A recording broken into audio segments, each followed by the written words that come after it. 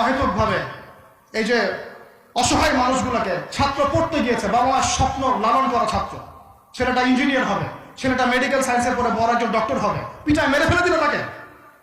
এত বড় সাহস! আর আমরা কিছুই বলতে পারলাম না, কিছু করলাম না। কি একটা অবস্থা চলছে!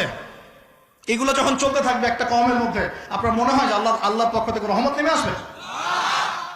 লা ইলাহা ইল্লাল্লাহ বলা একজন মানুষ যদি বেঁচে থাকে, ওই একজন মানুষের সম্মানে আল্লাহ পাক কিয়ামত দিবে না ইনশাআল্লাহ। সে একজন মানুষকে এভাবে নির্মমভাবে পিটিয়ে মেরে ফেলো তোমরা। এখন মানুষকে পেটানো শুরু করেছো। নবী সাল্লাল্লাহু আলাইহি ওয়াসাল্লাম শেষ জামানার হাদিস সম্পর্কে বলেছিলেন যে আমি এক শ্রেণীর মানুষকে দেখি নাই যারা আসবে মানুষকে নির্মমভাবে মারবে।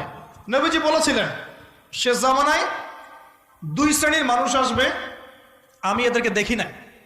নবীজি দেখেন নাই মানে 1400 বছর আগে ওরা ছিল না। এক শ্রেণী হচ্ছে হাতের মধ্যে মানুষকে মারার কিছু অস্ত্র নিয়ে ঘুরে বেড়াবে, এরা মানুষকে নির্মমভাবে পিটাবে, নির্মমভাবে পিটাবে, নির্মমভাবে মানুষকে পিটাবে। এই শ্রেণীকে আমি দেখিনি, এরা আসবে পরে। আর এক শ্রেণী হচ্ছে এমন এক শ্রেণীর মহিলা বের হবে যারা কাপড় পরেও নগ্ন থাকবে, নিজেরাও আকৃষ্ট হবে, অন্যকে আকৃষ্ট করবে।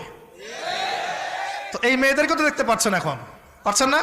তার মানে কিয়ামত কাছে না দূরে? আর আমি এখন ওই হাতে লাঠিওয়ালা ওই গ্রুপকেও খুঁজে পেয়েছি। হাতে লাঠিওয়ালা সেই গ্রুপ কোনটা জানেন? ওই যে ঘরের মধ্যে ঢুকায় ঢুকায় যে ছেলেগুলোকে মেরে মেরে রাত্রেবেলা মেরে ফেলায়, সেটা গ্রুপের। বিভিন্ন হলে হলে দেখেন না, হকি স্টিক নিয়ে 8 জন 10 জন মিলে এক একটা করে ছেলেকে ডেকে নিয়ে পিটাই পিটাই মেরে ফেলায়, এগুলা সেই ছেলে। এদেরকে যারা জন্ম দিয়েছে ওই বাপের জন্য ধিক্কার। এদেরকে যারা জন্ম দিয়েছে এই বাপের জন্য ধিক্কার। আর এখন এরকম লেডিস গ্রুপও বের হয়েছে, আর মেয়েদেরকেও হলে ডেকে ডেকে পিটানো শুরু করেছে। তোমরা কি মনে করো যে 5 জন